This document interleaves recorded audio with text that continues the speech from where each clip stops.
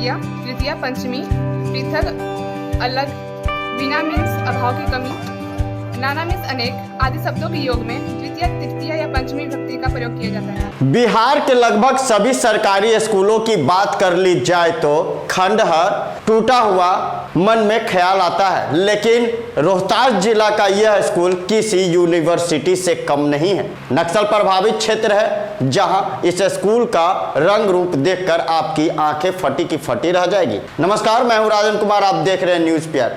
रोहतास जिले का हम बात कर रहे हैं, जहां एक सरकारी स्कूल ऐसा है मानो यूनिवर्सिटी से कम नहीं है।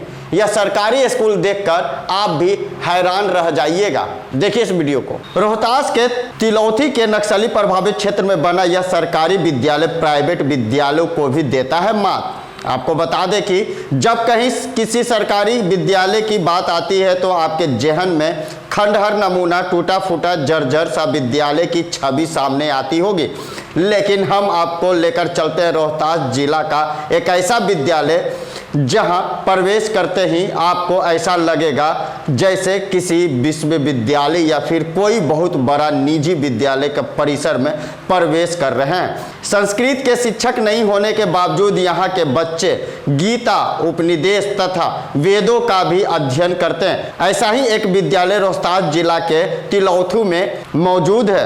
रोहतास के सुदूरवर्ती तिलौथा प्रखंड उचित मध्य विद्यालय, इसका व्यापक और सुंदर कैंपस बस लोगों को अपनी ओर आकर्षित करता है। कतारबद्ध सुंदर सुंदर पेड़ और क्यारियों में लगे फुलवरिया इस विद्यालय को विशेष बनाते हैं। सबसे बड़ी बात है कि सन 1932 में स्थापित यह विद्यालय अपना 90 साल का जीवन पूरा कर चुका है, लेकिन आज भी इसके किलानुमा भवन इसकी विशेषता की गाथा गाती है।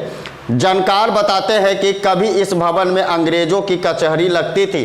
कैमूर पहाड़ी के तटहित में नक्सली प्रभावित इलाके का यह विद्यालय अपने आप में अनूठा है। इस विद्यालय पर यहाँ के बच्चों और शिक्षकों को गर्व है। अगर शिक्षा की बात करें तो इस उच्च स्तरीय मध्य विद्यालय में 2500 से अधिक बच्चे हैं और बड़ी बात यह है कि यहाँ वेद, उपनिषद तथा गीता की भी पढ़ाई होती है। विद्यालय में सरकार द्वारा जब संस्कृति शिक्षक की बहाली नहीं की गई तो स्कूल प्रबंधक ने निजी स्तर पर विद्यालय में संस्कृत के लिए एक शिक्षक रखे गए जो बच्चों को वैदिक ज्ञान देते हैं। इतना ही नहीं, कई शिक्षक ऐसे हैं जो सेवानिवृत्त हो चुके हैं, फिर भी प्रत्येक दिन बच्चों की कक्षा लेते हैं। यह शिक्षकों का समर्पण भाव है कि इस विद्यालय के बच्चे लगातार जुड़े रहते हैं और अव्वल नंबर से पास होते हैं। यह कहा जाए कि अगर इच्छा शक्ति हो तो समिति संसाधन में भी बेहतर कार्य कर सकते हैं। सबसे पहले तो मैं आपको धन्यवाद देना चाहता हूं कि आप इतने सुदूर क्षेत्र में चल रहे विद्यालय में आप आए हैं इस चीज़ की जानकारी लेने। हमने जो विद्यालय में चौमुखी विकास किया है उसमें मेरी पूरी विद्यालय प्रबंधन जो कमेटी के सदस्य हैं, मेंबर हैं, सारे शिक्षक हैं, उन सारे लोगों की अहम भूमिका है और सारे लोग डिवोटी होकर अपने कर्तव्यों का निर्वहन करते हैं। जिन भी शिक्षकों की जिम्मेवारी दी जाती है वो 100% अपने जिम्मेवारी को उन्हें ससमय निभाते हैं। और जो विकास हमने किया है इसमें विद्यालय प्रबंधकारिणी समिति के जो चेयरमैन रहे हैं उनका भी काफ़ी योगदान रहा है।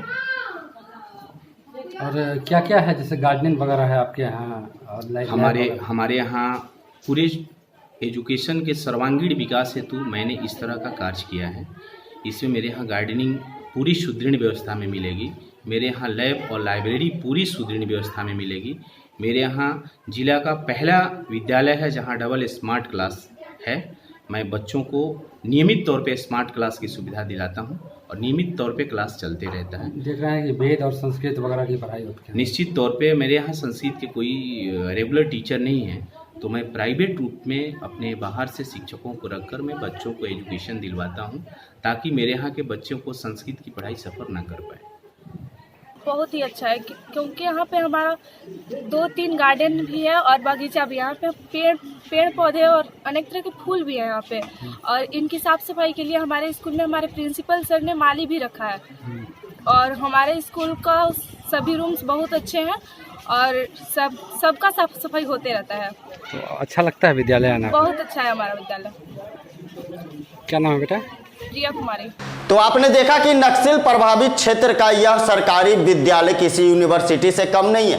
कैंपस में पैर रखते ही मानो कि किसी बड़े विश्वविद्यालय या यूनिवर्सिटी में आप आ गए। यह विद्यालय अपना 90 साल पूरा कर चुका है। जहां अंग्रेजों की कचहरी रहती थी, वहां अब इस विद्यालय ने पूरे बिहार भर में रौनक बढ़ा दिया है। रोहतास से रुपेश के साथ पटना से राजन की रिपोर्ट।